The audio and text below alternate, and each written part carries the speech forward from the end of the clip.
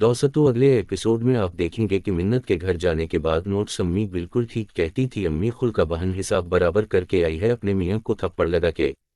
सही है, एक थप्पड़ मारे या दो नुकसान, बहरहाल मिन्नत को ही उठाना होगा यार। एटलीस्ट एक सूरी का मैसेज ही कर देती। नफरत को मोहब्बत में बदलने में ना कोई टाइम नहीं लगता। मतलब तो मैं इसमें एक बहाना चाहिए था।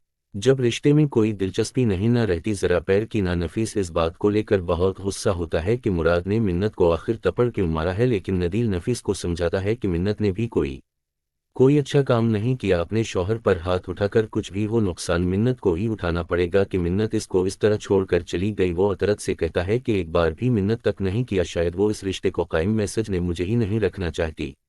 नुकसान मिन्नत को ही उठाना पड़ेगा कि मिन्नत इसको इस तरह छोड़कर चली गई। वो अतरत से कहता है कि एक बार भी मिन्नत तक नहीं किया, शायद वो इस रिश्ते को कायम, मैसेज ने मुझे ही नहीं रखना चाहती। जहां मुराद को लगता है कि मिन्नत शायद ये रिश्ता नहीं रखना चाहती, वहीं निजी मुराद को कॉरियर देती है और मुराद के होश उड़ते हुए भिजवाती है नोट्स। इसे देकर जब मिले तो उसे खुलकर जहां नजत और शौकत राजा को मशवरा देते हैं छोटी सी बहन मुराद और मानत एक बार फिर एक हो जाएंगे।